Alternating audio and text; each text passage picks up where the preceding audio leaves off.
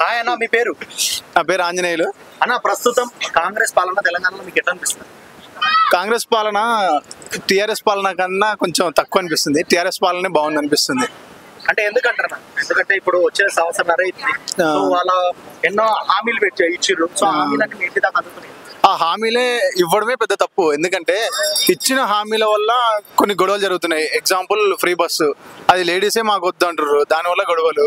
ఇంకోటి ప్రతి హామీలు అన్ని కూడా అమలు కాలేదు. ఇంకా లోన్ 2 lakhs లో అందరికి మాఫీ చేస్తున్నట్టు చేయలేదు. ఇంకా 2500 ఇస్తాను ఇవ్వలేదు. పెన్షన్లు డబల్ చేస్తున్నట్టు చేయలేదు. గ్యాస్ 500 ఇస్తానట్టు ఇవ్వలేదు. ఇంకా అంటారు కదా, ఎందుకంటే మాకు చెప్తారు గ్యాస్ 500కి ఇస్తున్నాం. ఇచ్చిర్రు. ఎవరికి ఇచ్చారు? ఊర్లో ఒక 2-3 ఇచ్చి ఫొటోస్ దిగి ఇచ్చినామని చెప్పి చెప్తారు.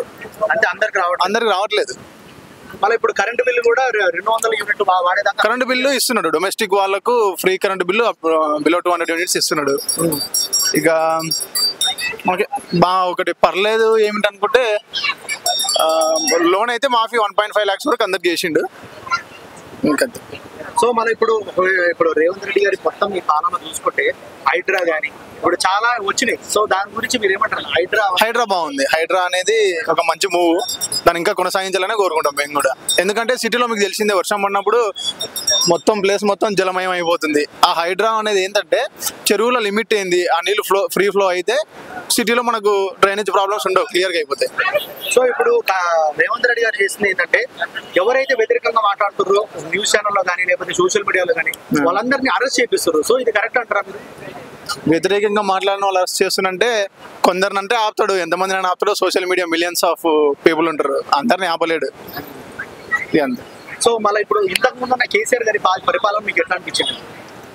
మంచిగా అనిపించింది. ఎప్పుడు కూడా ఏ ఇబ్బందులు ఫేస్ చేయలేదు. కాకపోతే రాష్ట్రం అప్పులపాలైందని చెప్పేసి బ్యాడ్ నేమ్ రావడము, పేపర్ లీక్ల వల్ల దెబ్బ పడింది.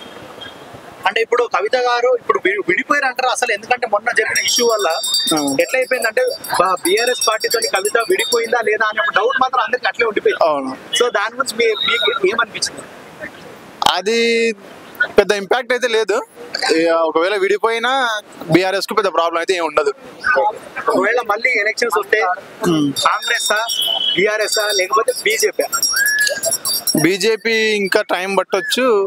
ప్రజలందరూ బీఆర్ఎస్ అని అనుకుంటారు, కానీ ఇంకా టైం ఉంది. ఇంకా సగం టైం ఉంది. ఈ సగంలో కాంగ్రెస్ ఏమైనా మంచి మ్యాజిక్లు చేస్తే కాంగ్రెస్ వచ్చే అవకాశం ఉంది. వీళ్ళు ఏం చేయకపోతే టీఆర్ఎస్ వస్తుంది ఆటోమేటిక్గా. సో ఇప్పుడు కేసీఆర్ గారికి నోటీసులు ఇవ్వడం జరిగింది. సో ఎట్లా ఒకవేళ కేసీఆర్ గారిని అరెస్ట్ చేస్తే ఏంటి పరిస్థితి? మీకు తెలిసిందే, ఎవరైతే జైలుకి పోతారో వాళ్ళే నెక్స్ట్ సీఎం. ఆయన అరెస్ట్ అయితే కాంగ్రెస్కే ఇబ్బంది ఇంకా 100%.